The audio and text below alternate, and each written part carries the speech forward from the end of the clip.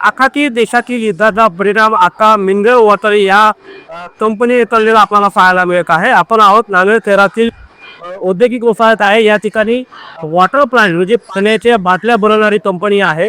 या कंपनीवर या युद्धाचा थेट असा परिणाम झालेला आपल्याला पाहायला मिळत आहे.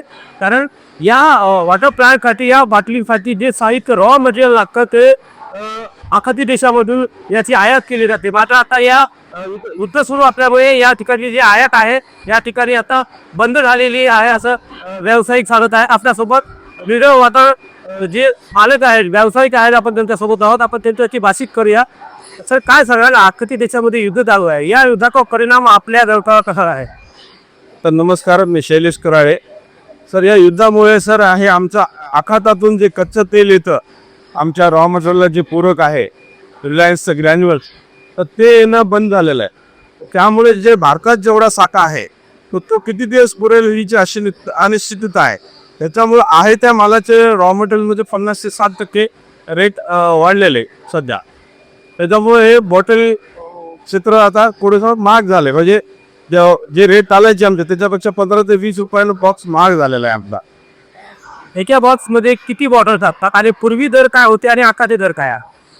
सर, एक 85 ते 90 रुपये एक बॉक्स विकायचो होतो आम्ही होलसेलला, आणि त्याचं 12 बॉटल असतात एका बॉक्समध्ये. तर आता तो 15 ते 20 रुपयानं बॉक्स महाग झालेला आहे.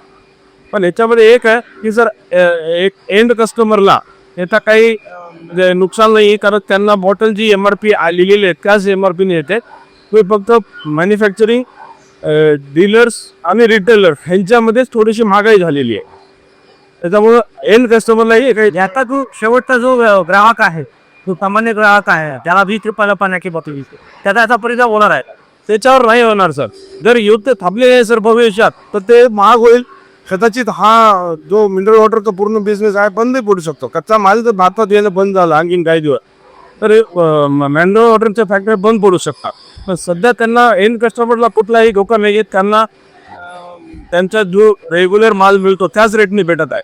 रिटेलर, डीलर आणि मॅन्युफॅक्चरर याच्यामध्ये रेट वाढलेले आहेत 50 ते 60%. या विभागाचा फटका जे आहे रिटेलर आणि डीलर आहेत याला बघलेला आहे. पूर्वी जे बॉटलचे बॉक्स आहे तो जवळपास 80 ते 85 रुपयाला मिळत होता.